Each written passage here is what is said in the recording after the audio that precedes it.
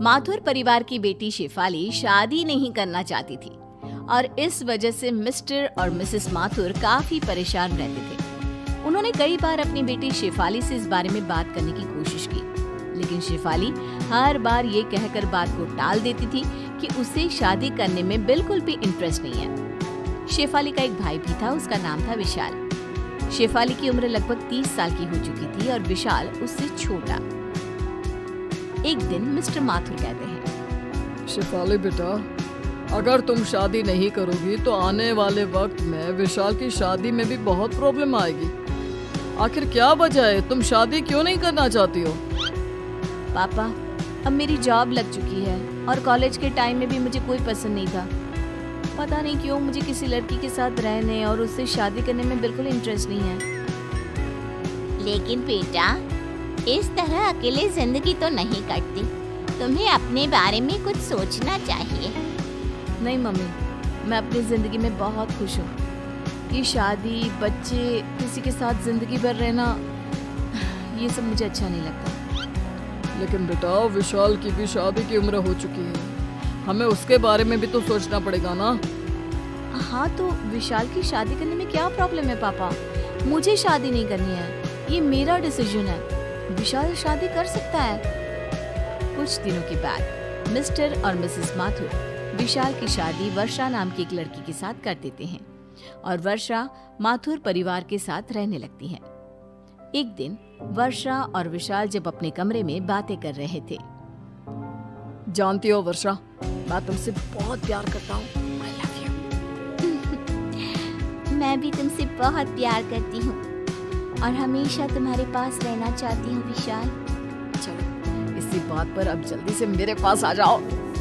तभी अचानक से शेफाली वहाँ पर आ जाती है। क्या हो रहा है? हाँ, तुम लोगों को शर्म नहीं आती? दिन दहाड़े रोमांस करने में लगे हुए हो। मम्मी पापा भी घर पर ही है। लेकिन शेफाली दीदी, हम तो अपने कमरे में हैं, किसी के सामने थोड़ी ना कुछ कर रहे हैं।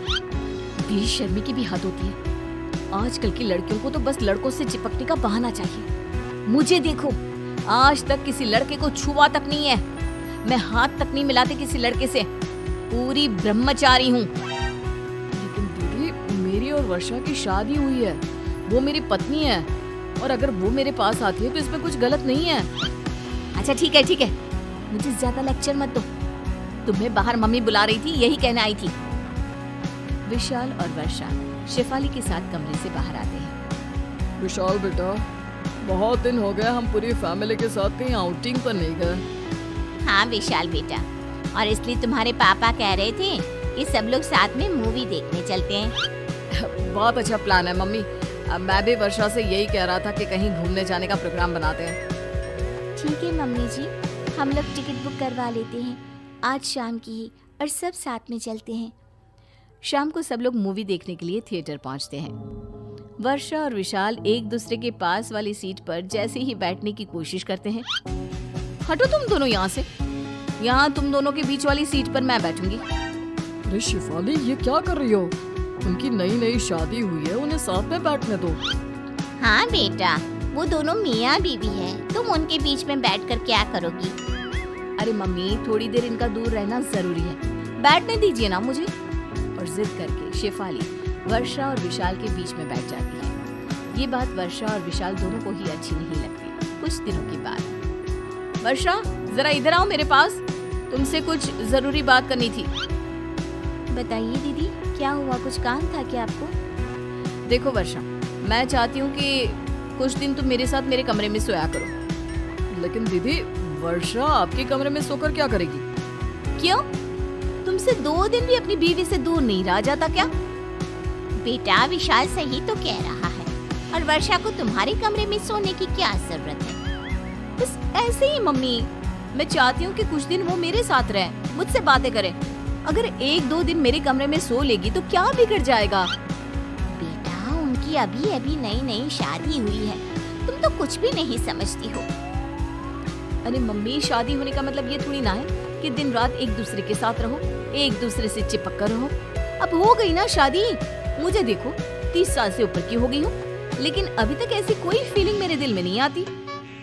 माथुर परिवार शेफाली की इन हरकतों से परेशान हो जाता है और फिर वर्षा और विशाल मिलकर एक प्लान बनाते हैं। शेफाली दीदी, मेरे ऑफिस का एक कलीग है, उसने अभी अभी ज्वाइन किया है।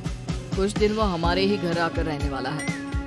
अरे ऐसे कैसे कोई अनजान लड़का हमारे घर में आकर रहेगा? अरे बेटा, किसी की मदद करने में क्या बुराई है।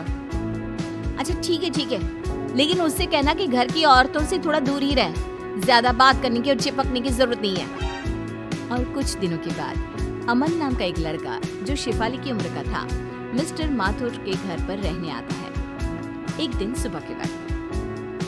वैसे शेफाली जी, शायद आपसे किसी ने कहा नहीं, लेकिन आप दिखने में बहुत खूबसूरत हैं। देखो, तुम अपने काम से काम रखो, मुझे इस तरह की झूठी तारीफ बिल्कुल पसंद नहीं है। लेकिन मन ही मन शेफाली को अमन का अपनी तारीफ करना बहुत अच्छा लगता है। और फिर अगले दिन, शेफाली जी, आप ऑफिस जा रही है? मैं भी उधर ही जा रहा था, चलिए मैं आपको छोड़ देता हूँ। अरे नहीं, मैं अकेले चली जाऊंगी। मैं किसी लड़के के साथ घर से बाहर जाना पसंद नहीं करती। अरे कोई बात नहीं, एक ही रास्ते पर जा रहे हैं, इसमें क्या हुआ, चलिए बैठ जाइए।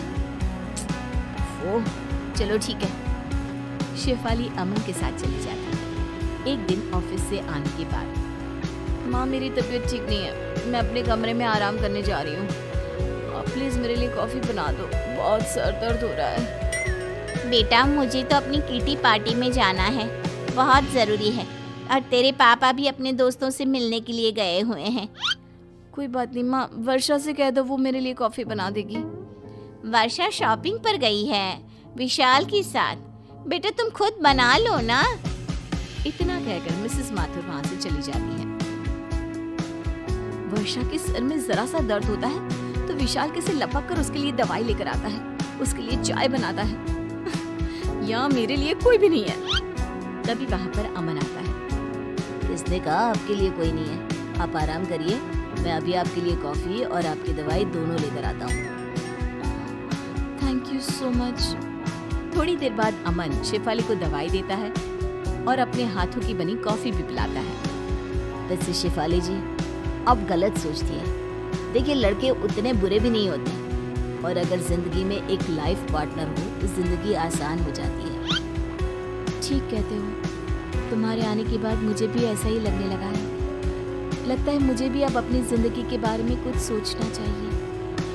अगर आप बुरा न माने तो एक बात कहूँ, मैं आपके साथ पूरी जिंदगी बिताने को तैयार हूँ। अमन की बात सुनकर शेफाली खुश हो जाती है और रात को जब मिस्टर और मिसेस माथुर घर आते हैं, माँ पापा, मुझे आपसे एक जरूरी बात करनी थी। शेफाली दीदी, हम सब जानते हैं आपको क्या बात करनी है। आप अमन के साथ शादी करना चाहती हैं ना? अरे लेकिन आप लोगों को ये बात कैसे पता?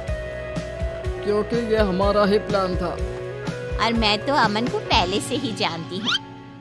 क्या ये सब आपने जानबूझकर किया?